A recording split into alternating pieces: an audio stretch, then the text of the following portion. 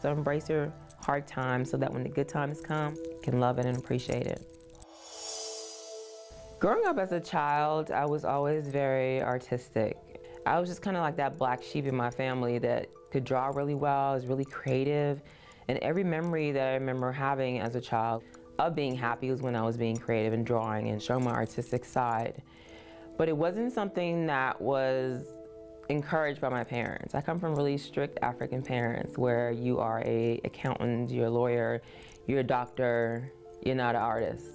So when I announced to the family that I was going to be an artist, my parents weren't too happy about that. And I was totally summoned to go back to the drawing board and figure out a career that was, quote unquote, a real job. And I remember this time being really crazy for me because I just graduated high school. I was 16. My parents didn't know this, but I actually already applied to design school. And then the day came where this school that I got into called me directly at home and told me that I finally gotten into design school. Top of my class. It was really, really great. I was running around the house yelling, screaming. I remember my parents coming to me and just waiting until I calmed down and just told me that, you know, we can't afford to send you to college, you know. Even though that my whole life I've been groomed for this one moment. You know, you go to school, you work hard. So to hear that, one, I wouldn't be going, and two, we had no money and they didn't know when they were going to be able to afford for me to go. On one hand, it was devastating because on the other hand, there was a war that broke out in my home country of Liberia. Because my parents worked in the government, immediately that meant death by firing squad, and your family members obviously are taken into captivity and killed as well. And every day we're getting calls that our family members are being killed and our homes are being destroyed, and the only thing that I knew to go to was my art. We were blessed enough that my family was able to escape. My dad escaped, my mom was able to leave, and me and my brothers and sisters were already in boarding school in Canada. And because of the war and them escaping, I mean, we were in exile. We couldn't go back home until the war was over or until things were safe enough for us to go back to reclaim what we had. At that point, I kind of lost all hope in being a designer. You know, I figured it was never going to happen. We're never going to have the money again.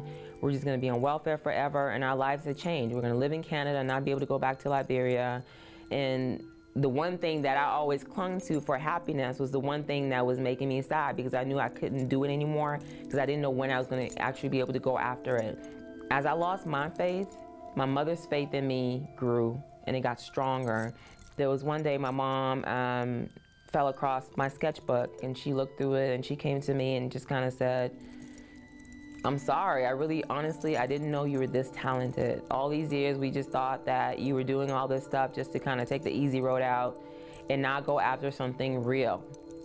So ironic to me was that here's a time where we've lost everything and we have nothing and we're at rock bottom. And here's this person that comes into the arena, my mom and my dad, actually, you know, people who did not support me, who were against me being a designer, being anything artistic, were the ones that were pushing me, because I lost all faith in who I was or who I was going to be, and I didn't see the bigger picture.